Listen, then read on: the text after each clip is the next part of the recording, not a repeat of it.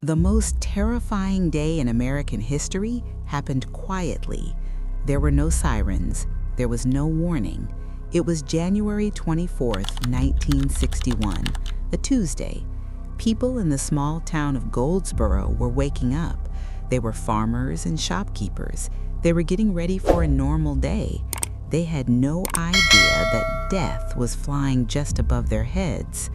Miles above the ground, a giant machine was cruising through the cold air. It was a B-52 bomber, a fortress in the sky. This was a routine flight for the Air Force. They did this every day. It was part of the Cold War. They had to be ready. But the cargo inside this plane was not routine. In the dark belly of the aircraft, two things were sleeping.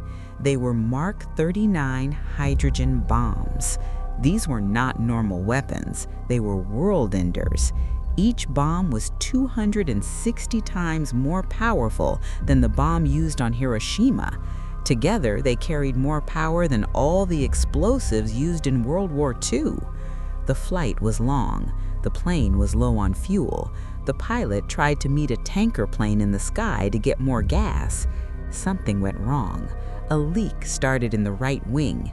The fuel poured out. The giant wing began to fail. The plane could not stay in the air. At 9,000 feet, the metal groaned and snapped. The fortress broke apart. As the plane died, it let go of its cargo. The two hydrogen bombs fell into the free air over North Carolina.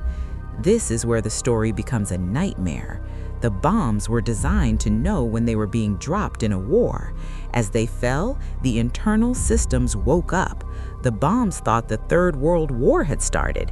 They began to arm themselves. The first bomb behaved exactly as it was built to do. Its large parachute opened. This slowed it down so the plane could get away before the blast.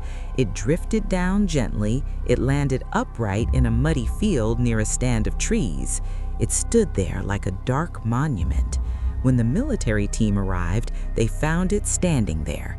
They carefully opened the access panel to check the safety switches. Their blood ran cold. There were 4 safety steps to prevent an explosion. 3 of them had failed. Only one switch was left, a simple low-voltage switch. It was the only thing stopping a nuclear detonation on American soil. If that switch had failed, the blast would have changed the world forever. Millions would have died in an instant. But what about the second bomb? Its story is even stranger. It is a mystery that remains today. The parachute on the second bomb did not open. It fell like a stone. It hit the ground at 700 miles per hour. It did not just hit the ground, it was moving so fast that it liquefied the mud. It buried itself deep inside the earth. The Air Force came to dig it out. They dug for days. They went down 20 feet, then 40 feet. They found pieces of the casing, but the ground was too soft and wet. The heavy nuclear core, the heart of the weapon, kept sinking deeper into the swamp. Eventually, the government gave up. They could not retrieve it. They filled in the hole and walked away. They bought the land from the farmer. They put up a simple fence. It is still there today. Beneath that quiet field, 50 feet down in the mud, lies the uranium heart of a hydrogen bomb. People drive past it every day. They live their lives in the shadow of a weapon that almost ended everything. We like to feel safe. We like to think we are in control. But on that cold January day, our fate hung by a single thread.